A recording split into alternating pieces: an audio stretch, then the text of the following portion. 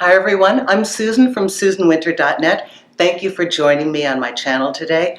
I want to talk about obsession, and especially when obsession happens to somebody like you, a grounded, healthy-minded, self-aware person that has, a lot of things together in life, how it can absolutely sideswipe you. And if you are at this moment feeling obsessed with a person, where you no longer have agency over your own thoughts, and all the free space in your mind has been hijacked by this person, I just want to let you know that there are not only internal factors, but there are also accompanying external factors that allow this kind of condition to happen. So we've talked a lot about games, hot and cold, and psychological games. And certainly that form of having a person play with you, get you going, pull back, get you on their game board, do a strange move that they know is going to create a reaction. So we've gone over a lot of this material. That will set you up to be a person that could focus on things. And suddenly now you're just thinking about this individual. Because in a way, the human mind has to label and organize things. And in a case of hot and cold, we are engaged in a game that is somewhat illogical, and we are finding ourselves reacting rather than acting, and our mind wants to make sense of what is senseless. So understand it's not going to make sense. It's simply a game to lure you in. But let's talk about some of the other factors that are much more subtle, and many of them are situational or environmental. I've noticed that a couple things can come together and allow obsession to occur in a person that wouldn't be prone to that at all. One is isolation.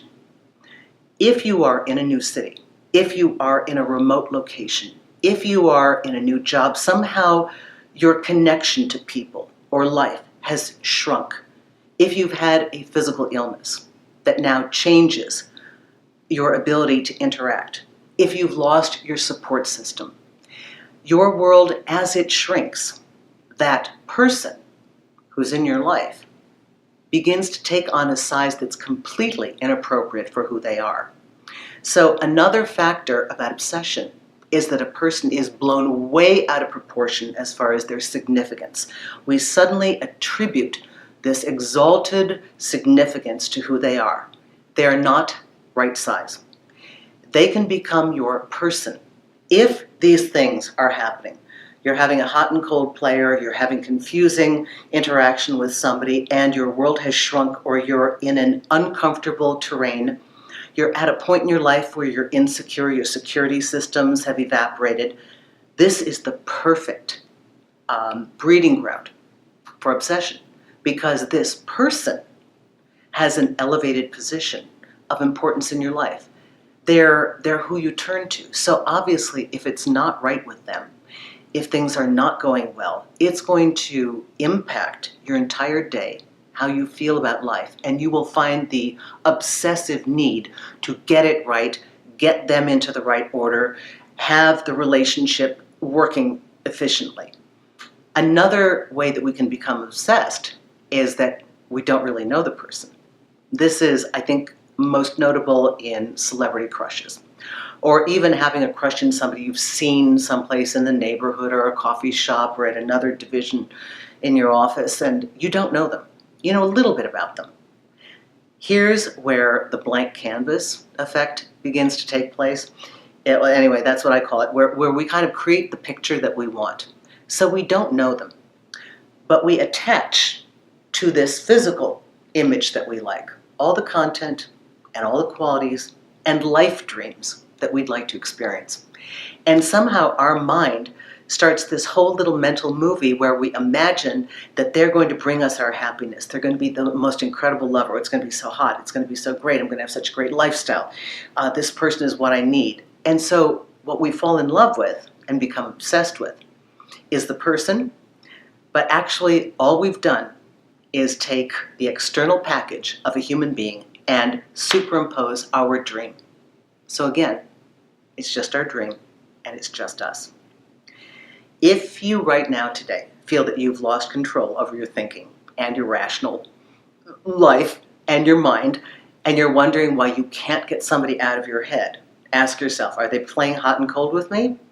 Okay, I can step off that game board. Has my life shrunk due to external events? Okay, I've got to try within everything in my capacity to find a way to expand my support group, my social circle, my interests, my hobbies, whatever it is, to the best of my ability to get connected to other things, to find other goals that excite me, to put my focus in another location, which automatically shrinks the person into right order.